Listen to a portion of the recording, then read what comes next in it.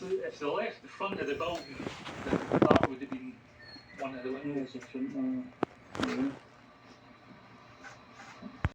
Here are effective management techniques for handling that specific situation, as well as general stress reduction strategy.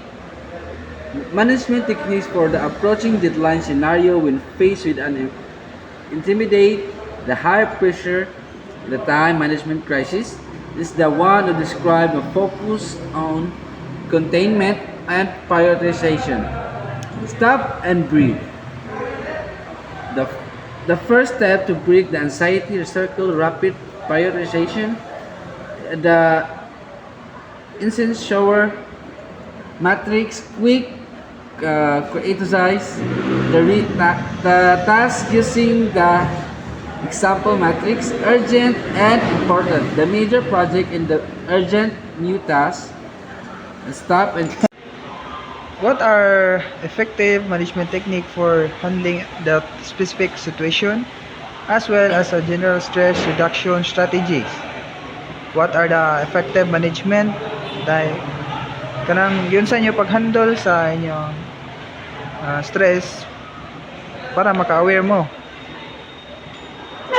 the management technique for the approaching deadline scenario when faced with an intimidate the high pressure time and management crisis like the one described on focus and containment and prioritization.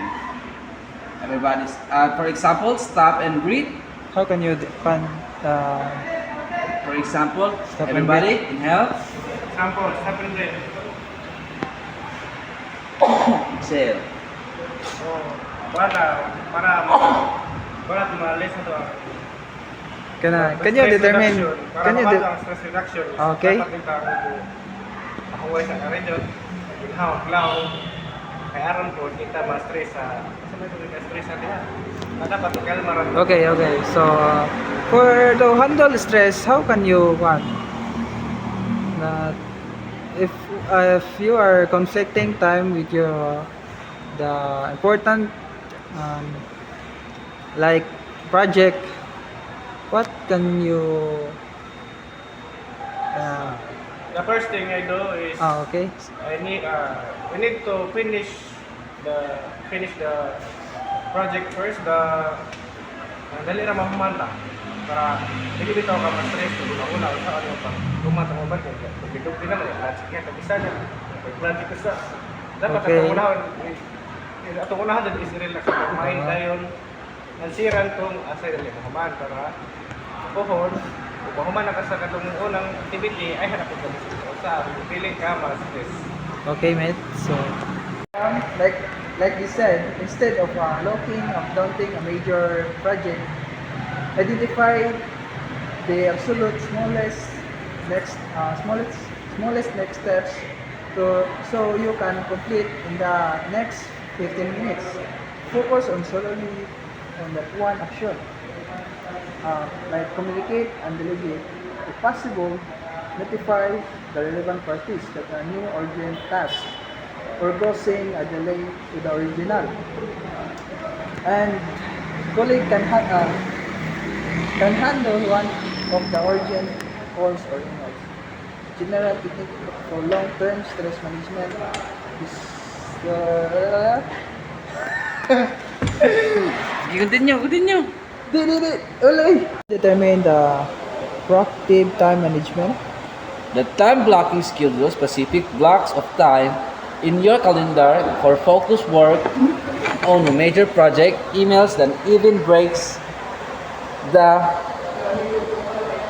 Pomodoro technique, work and focus 25 minutes strength followed by 5 minutes break.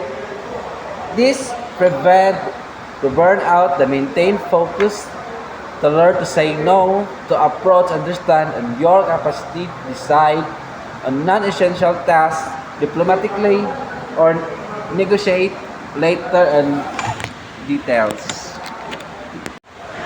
So, napagod ka, importante gud ka doon ato nga pag-exercise. Bisan mag-video ang exercise nga kagong adlaw, importante ka nang malihok-lihok atong lawas ba kay usa na sa number one nga makapawala sa atong stress. Mo na best nga Okay. okay. Pa medicine para matambalan ang stress. And work work start.